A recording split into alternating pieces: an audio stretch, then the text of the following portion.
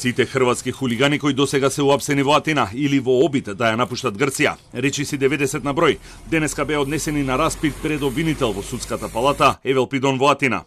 Полицијата се уште трага по 20 на хрватски хулигани кои ја немаат напуштено Грција и нема официјална потврда кој е убиецот на 29 годишниот Михалис Кацурис.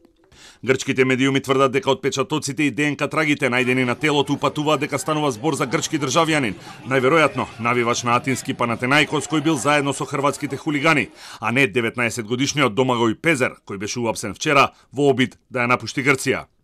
Додека полицијата ги спроведуваше уапсените хулигани, меѓу кои се и двајца грчки државјани, по трасата и пред судската палата на собраните атињани извикуваа фашисти и убици. Тие се осомничени, а некои од нив и обвинети за злосторничко здружување, а тоа го потврди адвокатот на уапсениот грчки државјанин, кој изјави дека обвинението нема да издржи.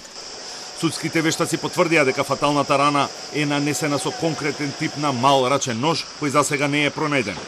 Форензичарите ги испитуваат ДНК трагите и отпечатоците, а трае деталната проверка на видеозаписите од безбедносните камери на улиците и на објектите, со надеж дека прецизно ќе се идентификува убиецот на Кацурис. Грчката јавност е револтирана од игноранскиот однос на атинската полиција. По социјалните мрежи се шири слика од работници на јавното комунално предпријатие како го чистат просторот каде што се случи убиството пред форензичарите да го исчешлаат. Исто така потврдено е дека грчката и атинската полиција имале прецизни информации уште на 4 август дека ќе пристигнат хулигани од Загреб и дека опасноста од инцидент е исклучително висока. Црногорската полиција на грчките колеги дури ги испратила и регистарските таблички на голем дел од возилата. Неколку немаркирани полициски возила го следеле конвојот се додека не влегол во атинската населба Никаја, каде што се распрснале за потоа да застанат на однапред договорениот паркинг на бензинска пумпа. Во моментов трае потрагата по 20 на загребски хулигани за кои е потврдено дека влегле во Грција.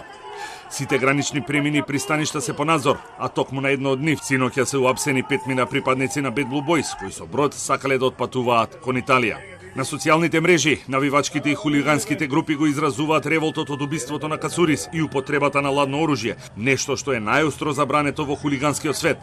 Bad Blue Boys тврдат дека нивни членови не се убиците и затоа на социјалните мрежи и навивачките форуми постираат слика на мини транспарент со прешкртан нож. Полицијата во Атина и денес е на готов споради над преварот меѓу Панатенаикос, чии хулигани рамо до рамо учествуваа во нападот на навивачите на АЕК и француски Олимпик Марсеј.